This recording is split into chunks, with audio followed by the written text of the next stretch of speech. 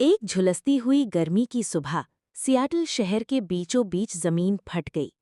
दरारों में से उभरा कराथ, एक देव हैकल, खौफनाक डायनासोर नुमा मखलूक।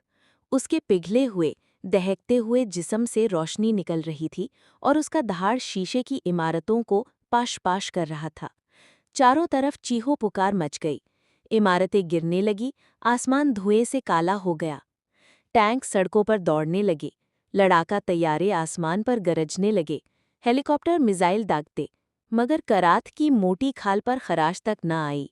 हर हमले के जवाब में उसकी दुम का एक वार आसमान को चीर देता, जैसे बिजली फौलाद से टकरा गई हो। कोई उसे रोक नहीं पा रहा था। आग और मलबे के दरमियान कैप्टन एलिना वॉस, एक एरोस्पेस इंजीनियर जो इमरजेंसी पायलट बन चुकी थी, ने एक तजुर्बाती प्लाज्मा ड्रोन पर कब्जा किया। ये ड्रोन अभी आजमाया भी नहीं गया था। वो जानती थी कि ये मिशन खुदकुशी है, फिर भी वो उड़ गई। नीचे फौज की आखिरी कोशिश नाकाम हो रही थी। लोग खौफ से भाग रहे थे। करात शहर के कोर रिएक्टर की तरफ बढ़ रहा था।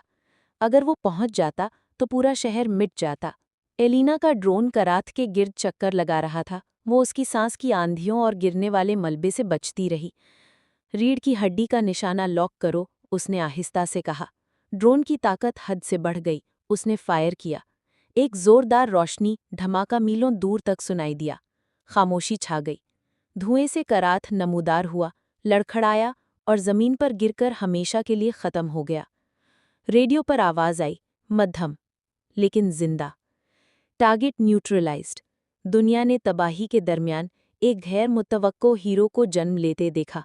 एक औरत, एक वार और फितरत के कहर का खातिमा। और वो निशाना खता नहीं हुआ।